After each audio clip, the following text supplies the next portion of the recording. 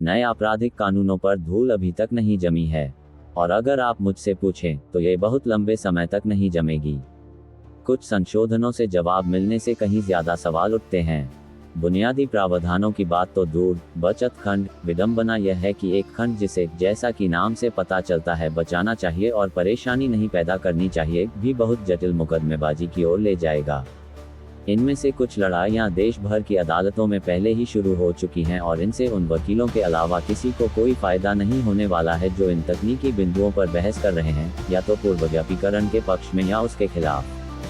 जैसा कि किसी बुद्धिमान व्यक्ति ने कहा है, ये संशोधन कानूनी दार्शनिकों को रुला देंगे और तकनीकी मामलों के कुछ महारथियों को हंसाएंगे बैंक तक। उदाहरण के लिए, उच्च न्यायालयों ने पहले ही 1 जुलाई 2024 से पहले हुए अपराधों और 1 जुलाई के बाद शुरू होने वाली जांच के लिए BNSS नवीनतम दंड प्रक्रिया संहिता या CRPC की प्रयोज्यता पर परस्पर विरोधी रुख अपना लिया है। हालांकि निष्पक्षता से कहें तो इसमें कुछ महत्वपूर्ण संशोधन भी किए गए हैं, जैसे तलाशी जब्ती की अनिवार्य वीडियोग्राफी VC के माध्यम से गवाही की रिकॉर्डिंग आदि। लेकिन ये कहने के बाद भी बहुत जरूरी सुधारों के कई महत्वपूर्ण क्षेत्रों को पूरी तरह से नजरअंदाज कर दिया गया है। हम सभी जानते हैं कि नए आपराधिक कानूनों के अच्छे, बुरे और बदसूरत पहलुओं पर पहले ही काफी चर्चा हो चुकी है और मेरा इरादा इसमें कुछ और जोड़ने का नहीं है। इसके बजाय ये कॉलम आपके सामने कुछ आपराधिक न्याय सुधारों को संक्षेप में रखने का प्रयास करता है जिनकी हमें वास्तव में आवश्यकता है और हम इसके हकदार हैं, और जिनके बारे में नए कानून कुछ भी नहीं कहते हैं। लेकिन इससे पहले कि मैं उन पर चर्चा करूं, हमें सबसे पहले अपनी प्रणाली की क्षमता के बारे में कुछ बातें जान लेनी चाहिए। संशोधन नंबर 1, संस्थागत क्षमता का निर्माण और ट्रायल कोर्ट के जजों की संख्या में वृद्धि। इस बारे में पहले ही इतना कुछ कहा जा चुका है कि हम इस वाक्यांश के प्रति ही असंवेदनशील हो गए हैं, लेकिन मुझे इसे दोहराना होगा। एक ऐसे व्यक्ति के रूप में जिसने 23 साल के शिशु मजिस्ट्रेट के रूप में एक ही दिन में 100 मामलों की सूची बनाई है, और जिसने निर्णय थकान के बावजूद उन सभी में सार्थक न्याय करने के लिए संघर्ष किया है, मुझे कहना होगा कि स्थिति बहुत ही भयावह है। कानून पारित करना आसान है, संस्थागत क्षमता और योग्यता का निर्माण करना मुश्किल है। किसी कार्य में केवल समय सीमा जोड़ना, ऊपर से नीचे तक, और ट्रायल कोर्ट को ये बताना कि आपको अब 110 और काम करने हैं और उन्हें समयबद्ध तरीके से करना, समस्या का समाधान नहीं करने वाला है। हमें और अधिक जज चाहिए। इस समस्या से निपटने का कोई तरीका नहीं है। संशोधन नंबर 2, विधि क्लर्कों, कानूनी शोधकर्ताओं के माध्यम से ट्रायल कोर्ट के न्यायाधीशों को सशक्त बनाना। वर्तमान में इसके लिए कोई व्यवस्था नहीं है। हमें अपने ट्रायल कोर्ट के न्यायाधीशों को कम से कम एक कानूनी शोधकर्ता, कानून क्लर्क से लैस करना चाहिए, ताकि वे कानूनी शोध नोट्स आदि में उनकी मदद कर सकें। बेहतर ट्रायल कोर्ट के फैसलों का मतलब होगा कम अपील। इससे संवैधानिक न्यायालयों को सामान्य महत्व के वास्तव में महत्वपूर्ण कानूनी, संवैधानिक और व्याख्यात्मक प्रश्नों पर ध्यान केंद्रित करने की अनुमति मिलेगी, न कि दिन प्रतिदिन और पूरी तरह से निजी मुकदमेबाजी पर, जिसे ट्रायल कोर्ट, जिन्हें सबूतों को खुद देखने का लाभ मिला है, के समक्ष सबसे अच्छा हल किया जा सकता है। इससे बहुत सारे युवा वकीलों को ट्रायल कोर्ट के न्यायाधीश के जीवन और भूमिका से परिचित कराने का एक अदृश्य लाभ भी होगा, और इससे हमें जिला न्यायपालिका स्तर पर बेहतर प्रतिभाओं को आकर्षित करने में मदद मिल सकती है। इसके अलावा यह अनुभव देश में ट्रायल लॉयरिंग के स्तर और गुणवत्ता को बढ़ा सकता है।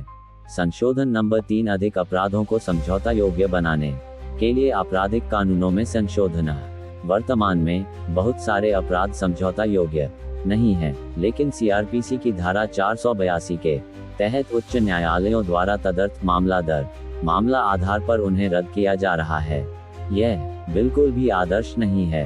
ये संवैधानिक न्यायालयों का बहुमूल्य समय ले रहा है, और ये इस बात को लेकर तदर्थवाद को बढ़ावा दे रहा है कि किन अपराधों को रद्द किया जा सकता है और किन को नहीं, क्योंकि अलग अलग पीठ कभी कभी अलग अलग दृष्टिकोण अपनाती हैं। उदाहरण के लिए, धारा 376 IPC और उसके बाद आरोपी और पीड़ित के बीच विवाह के मामलों में विभिन्न पीठों ने इस बात पर विपरीत दृष्टिकोण अपनाया है कि ऐसे मामलों को समझौते के आधार पर रद्द किया जाना चाहिए या नहीं। अधिक अपराधों को समझौता योग्य बनाने उचित विचार विमर्श के बाद से कानून में बहुत जरूरी निश्चितता आएगी, और उच्च न्यायालयों कि आपराधिक पीठों के काम के बोझ को कम किया जा सकेगा। इन मामलों को फिर ट्रायल कोर्ट या रजिस्ट्रार कोर्ट के स्तर पर समझौता किया जा सकता है।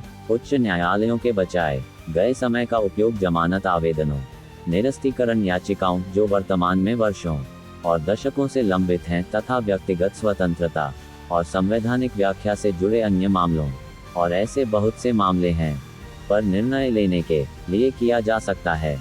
संशोधन नंबर 4, जांच के दौरान अभियुक्त के वकील के अधिकार को मान्यता दी जानी चाहिए और उसे ठोस आधार दिया जाना चाहिए। ऐसा न करने का कोई कारण नहीं है। हमें इसे तुरंत पहचानना चाहिए और सभी गिरफ्तारियों, पूछताछ की अनिवार्य रूप से वीडियोग्राफी की जानी चाहिए। इससे हिरासत में यातना और मनमाने ढंग से की जाने वाली गिरफ्तारियों की घटनाओं पर लगाम लगेगी। BNSS सभी तलाशी जब्ती की अनिवार्य रूप से वीडियोग्राफी अनिवार्य करता है। यह अच्छा है, लेकिन कानून को कुछ और भी कहना चाहिए।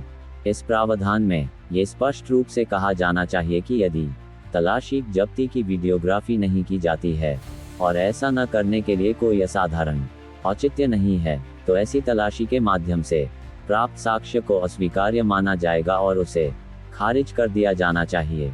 यदि ऐसा नहीं किया जाता है, तो मैं अपने अनुभव से यह कहना चाहता हूं, पुलिस अधिकारी इस सुरक्षा का उल्लंघन करते रहेंगे, जैसा कि 1973 में प्रावधान के मामले में हुआ था, जिसने सभी तलाशी में स्वतंत्र गवाहों की उपस्थिति को अनिवार्य बना दिया था। बिना किसी परिणाम के प्रावधान सभी व्यवहारिक उद्देश्यों के लिए निर्देशिका बन जाता है और अनिवार्य नहीं। इसके अलावा धारा में भी बदलाव किया जाना चाहिए और भारतीय साक्ष्य अधिनियम की धारा 27 के तहत वसूली कथनों को इसके दायरे में शामिल किया जाना चाहिए। यहीं पर हमने प्लांटेड आइटम के आधार पर बहुत सारे झूठे निहितार्थ देखे हैं। संशोधन नंबर 5, जांच में सहयोग की अवधारणा को एक बार और हमेशा के लिए स्पष्ट किया जाना चाहिए। वर्तमान में केवल इसलिए कि पुलिस की राय में कोई व्यक्ति जांच में सहयोग नहीं कर रहा है, दूसरे शब्दों में वह नहीं कह रहा है जो जांच अधिकारी उससे कहलवाना चाहता है, जमानत देने से नियमित रूप से मना कर दिया जाता है। आत्मदोष के खिलाफ सुरक्षा को सुरक्षित और बनाए रखा जाना चाहिए। इस अपेक्षा की रूपरेखा को परिभाषित करने और इसे मौन रहने के संवैधानिक अधिकार के अधीन बनाने के लिए कानून में संशोधन किया जाना चाहिए। संशोधन नंबर 6, जांच के दौरान सभी महत्वपूर्ण और तथ्यात्मक गवाहों के बयान और मजिस्ट्रेट के समक्ष दिए गए बयान धारा 164 के तहत की अनिवार्य रूप से वीडियो रिकॉर्डिंग की जाएगी। संशोधन नंबर 7, मुकदमे में सभी बयानों को लिखित रूप में दर्ज किया जाना चाहिए या कम से कम वीडियोग्राफी की जानी चाहिए। साक्ष्य रिकॉर्ड करने की वर्तमान प्रक्रिया, जिसमें एक अच्छे दिन पर जज और दूसरे दिन स्टाफ अभियोजक गवाह द्वारा कही गई बातों का अनुवाद करते हैं और साक्ष्य रिकॉर्ड करते हैं, शायद ही संतोषजनक हो। मुकदमे में सभी बयानों की वीडियोग्राफी की जानी चाहिए या कम से कम लिखित रूप में दर्ज की जानी चाहिए। डेटा क्लाउड स्पेस पहले से कहीं सस्ता है और इसके लाभ ट्रायल कोर्ट अंतिम सुनवाई के समय द्वारा अक्सर गलत तरीके से दर्ज अनुवादित साक्ष्य को समझने की कोशिश करने से जुड़ी लागतों से कहीं अधिक होंगे। साथ ही यह उत्तराधिकारी अदालत, चूंकि अदालतों में रोजाना मुकदमे नहीं होते हैं और रोस्टर में कई तरह के बदलाव होते हैं, को भी व्यवहार को